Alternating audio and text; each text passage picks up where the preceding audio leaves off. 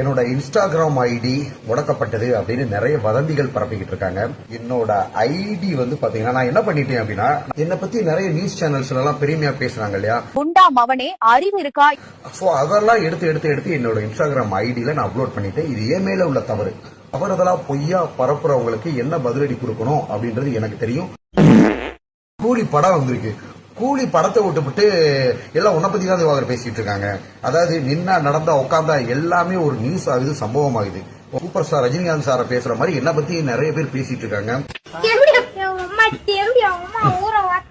ஏன் என் ஐடி போனதை மட்டும் பயங்கர நியூஸா எடுத்து போட்டு, அதாவது நின்னா செய்தி நடந்தா சம்பவம்ன்ற மாதிரி நம்ம நின்னா செய்தி நடந்தா சம்பவம் ஆக்கிட்டு இருக்காங்க.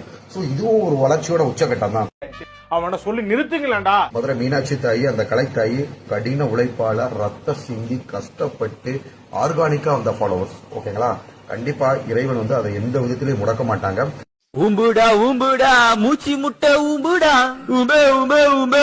ஒரு படிச்ச மருத்துவ, ஒரு இன்டெலிஜென்ஸான ஆளை பத்தி அவரே சொல்றாரா? Very good brilliant.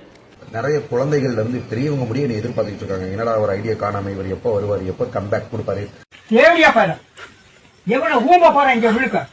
யூடியூப் சேனல்ல கூப்பிட்டு வச்சு ஒரு படிச்சவங்களை, சாதாரண நார்மல் லேமேன் கிடையாதுங்க, படிச்ச ஒரு மருத்துவரை, ஓகேங்களா, ஆல்ரெடி ஒரு கொடி கட்டி பறக்கிறவங்களை கூப்பிட்டு உட்கார வச்சு அவமானமா கொஸ்டின் கேட்டா எந்திரிச்சு போறது அது நல்ல விஷயம் தான்.